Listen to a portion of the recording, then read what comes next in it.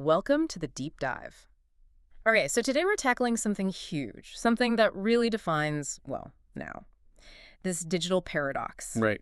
Technology, it promises everything, connection, knowledge, making life easier. But honestly, sometimes it feels more like just a really, really good escape hatch. Yeah, that tension, that's exactly it. Is it a tool or is it an evasion? That's what the research material we dove into this week really explores. Right. And our mission here for this deep dive is to unpack a pretty big claim they make. Okay. That for a lot of us, maybe most of us, using tech too much. Yeah. Especially things like social media, streaming, those really engaging apps. Yeah. It's acting less like a pastime and more like an emotional anesthetic. Anesthetic. Wow. Okay. That really changes the game, doesn't it? It does. It's not just about, oh, I wasted an hour scrolling. It's saying we're maybe subconsciously choosing to numb ourselves. Choosing to numb the discomforts of life. Yeah. Exactly. And the argument we're going to trace for you today, based on these sources, is that this kind of constant emotional dodging, it stops us from facing the very things we need to face to grow. Yeah, it leads straight to getting stuck, to stagnation. Okay. So we want to move beyond just saying, screen time bad. Right, yeah. Been there. We want to show you the specific psychological loop that these materials describe. Why that instant comfort, which feels good right now, why it might be systematically blocking your ability, your motivation really, to make those genuine, necessary changes in your life. Okay, let's get into the nuts and bolts then, the mechanism. So the argument is these platforms, the really engaging ones, they're basically engineered to swap out your emotions instantly. Right, an emotional replacement. So say I don't know, dreading a big work project or maybe a difficult conversation I need to have. That anxiety, that friction in my head, how fast can I just grab my phone and poof, make it go away? Almost instantaneously. Yeah. And that speed, that immediacy, that's absolutely key here. Okay. We often call it distraction. Right. But the sources we looked at, they frame it more strongly as suppression. Suppression. Think about, that Sunday night feeling, the dread before the work week. Oh, yeah. Know it well. Or that jolt of anxiety when you glance at your to-do list. How often do we just reflexively, without even thinking, open an app, a game, a feed, some video, something to just flood the brain with new stuff, maybe a feeling of easy achievement. Yeah. And it effectively just crowds out that negative feeling inside, shoves it aside. But hang on, let me just push back a bit here. Isn't this kind of true for any hobby that grabs you? Okay. Like if I get lost in painting for 3 hours or reading a really dense book, aren't I also avoiding my bills or whatever? That's a really good question, a fair question. And it's where the sources make a pretty critical distinction. Okay. Hobbies like painting or reading deeply, they usually require presence, right? Effort, real engagement with the world. Yeah, I guess so. And often they give you something genuinely restorative back. Yeah. Recovery. But this digital anesthetic, Yeah. it's often designed for just maximum frictionless consumption. Frictionless. Yeah, the algorithm feeds you exactly what keeps you hooked. It delivers that quick emotional fix, that little dopamine hit, with the absolute bare minimum of mental effort from you. Oh, okay. I see. So it's more like the difference between, say, building a skill, which takes work, Great. and just chasing a quick feeling. So the long-term price we pay is getting stuck. Stagnation. That's it. If the tech is that good at dulling the signals, you never really feel the dissatisfaction sharply enough, do you? Exactly. The unfulfilling job, the loneliness, the guilt about not exercising, it never gets bad enough to actually force you to get up and do something about it. That is the critical takeaway, yeah. Yeah. The stagnation isn't really about bad time management, although that can be part of it, a symptom. It's caused by a blocked emotional pathway. The path to action is blocked because the signal isn't getting through. We end up prioritizing instant emotional calm over long-term emotional truth. And basically putting our own internal alarm system to sleep. You got it, putting it to sleep. Okay, so this leads to the next point. Our culture, we are obsessed with happiness, right? Absolutely. Always chasing positivity, trying to just cut out any pain or sadness, avoid it at all costs. But the research we looked at, it paints a totally different picture of those so-called negative emotions. It really does. It completely reframes them. Things like guilt, frustration, fear, anxiety. Yeah. They're not the enemy. Okay. They're actually incredibly powerful sources of information and motivation. Information and motivation, how so? Well, think about your physical body, right? Pain isn't pleasant, obviously. No. But it's crucial information. It tells you, hey, don't put your hand on that hot stove again. Right. Okay. Makes sense. If we had some kind of constant painkiller running, some anesthetic, we could seriously injure ourselves without even knowing it. We'd miss the warning. So, applied to emotions, we lose that vital internal signal. We lose the data. Exactly. We lose the data. Can you give me a really concrete example? What does that emotional information look like in practice? Sure. Absolutely. Let's go back to that Sunday night dread. Oh. That feeling of intense dread, maybe even a bit of sickness in your stomach. Yeah. That is the information. Right. It's telling you something important.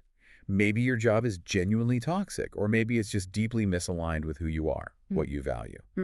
Now, if you immediately numb that dread by, say, binge-watching something for 4 hours, you've effectively just turned off the signal. You stopped listening to that crucial data point about your own life. Wow. Okay. And the way this leads to stagnation is sort of twofold, according to the sources. Okay.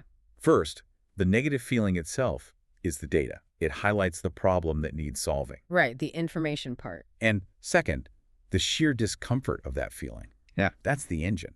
That's the motivation you need to actually overcome the inertia and make a change. Okay. Because change is hard. Change is hard. And unpleasant feelings are often the only thing powerful enough to make us do that hard work. So if you suppress the discomfort with that digital anesthetic, the problem just stays there, perfectly untouched. We basically opt out of our own growth loop. Yeah, we opt out. We choose the easy, numb feeling now over solving the real issue later. So it's like choosing to keep putting a bucket under a leak in the ceiling instead of actually fixing the roof. That's a perfect analogy. Because fixing the roof is messy, it takes effort. Exactly. And the anesthetic, the phone, the game, the stream, it makes that bucket feel like a totally fine, totally acceptable solution day after day after day. And this isn't just happening in isolation, is it? The sources suggest it's kind of fueled by bigger cultural stuff. Oh, definitely. There's a whole cultural context. The materials critique this societal glorification of the rational self. What do you mean? You know, the ideal of being always in control, always productive, almost. Yeah. Emotionless, cool, calm, collected, logical. Right. Showing too much emotion is seen as weak, maybe. Precisely. And that myth, that ideal, it directly feeds our reliance on this digital anesthetic. How so?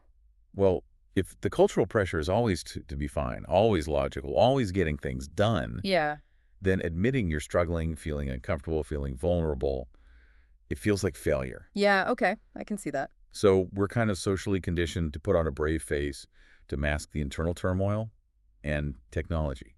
It provides the perfect private mask.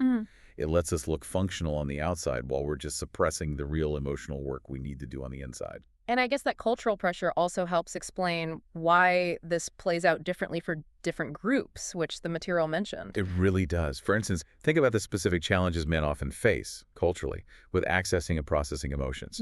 There's often this strong societal link between, stoicism and masculinity, real men don't cry, kind of thing. So if the norm is to just bottle things up, to internalize feelings, well, the pull of a really powerful external distraction and anesthetic, it becomes incredibly strong. Because the other options, like talking about it or therapy, might feel culturally off limits or weak. Exactly. The anesthetic offers a silent, solitary escape that aligns, sadly, with those pressures. And what about people whose whole job is technology? The sources mention content creators specifically. Oh, yeah, that's a tough one.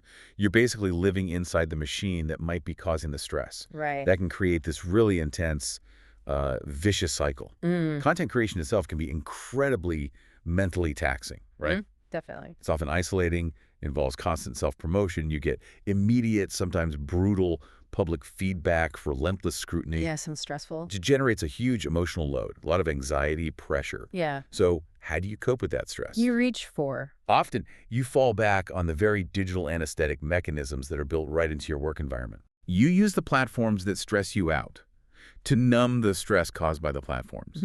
It just deepens the suppression and keeps the underlying problems simmering. That's the ultimate trap, isn't it? It really is. The thing that pays your bills also causes the pain, and the escape from the pain keeps you from ever actually fixing the source of the pain. It just shows how deeply integrated this whole anesthetic function has become, not just in personal life, but in professional life, too.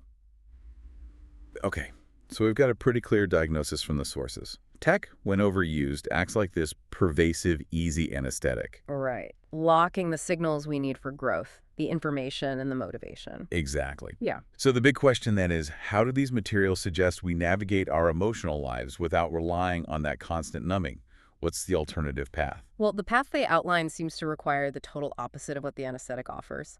It demands radical presence. That's the so too. But the suggestion is a conscious turn inward, doing the internal work, specifically mentioning things like professional therapy and also dedicated self-inquiry. Asking yourself the hard questions. These are seen as the key methods for actual emotional healing and processing. And the contrast there is really stark, isn't it? Yeah. The digital fix is external, it's fast, it pulls you out of the present moment away from the feeling. Right. Therapy, self-inquiry, emotional processing, Yeah. by their very nature, they demand slowness. They require internal focus. Mm-hmm. And crucially, they require the willingness to actually sit with the discomfort, to tolerate it long enough to understand it. To be present enough to actually hear that informational signal we were talking about earlier. Precisely. You have to listen to the data your emotions are giving you. So it means deliberately doing the opposite. Instead of running from the friction, the discomfort, you have to intentionally engage with it, lean into it almost, trusting that the discomfort itself is actually the signpost pointing towards growth. And that realization right there, Yeah. that's perhaps the most valuable takeaway from this whole deep dive for you, the listener. It's meant to be a prompt, an invitation to just pause for a moment and assess your own rhythms, your own patterns. Is your current level of digital engagement, your screen time, is it genuinely restorative? Is it helping you relax and recharge? Or is it maybe functioning more as a way to quiet those vital internal signals, those feelings you might need to hear? Are you using your digital tools to build your life, or maybe to bury parts of it? #tag outro. So where does this leave us? What's the bottom line from this deep dive? I think it's a pretty profound insight, actually. The real danger of using tech too much isn't just about the hours lost scrolling or gaming. It's deeper. Yeah, it's the suppression. It's the suppression of the very emotional data, the very discomfort that we actually need to drive change and grow as people. The uncomfortable truth, maybe, is that those negative feelings, they aren't just noise to be silenced.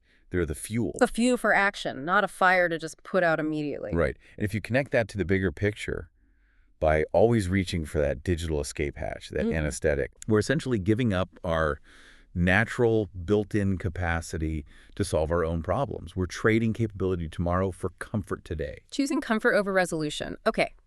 So if we really take this core idea seriously, that technology can act as this anesthetic, stopping us from dealing with our underlying issues, our stagnation, our potential, then there's one final pretty provocative thought the sources leave us with, something to really chew on. Okay. What crucial piece of information, what vital jolt of motivational discomfort is your current go-to distraction preventing you from accessing right now? That's the question. What signal are you silencing? That's the self-inquiry these materials are really inviting us all to undertake. Definitely something to sit with. We encourage you to do just that. Thank you for diving deep with us.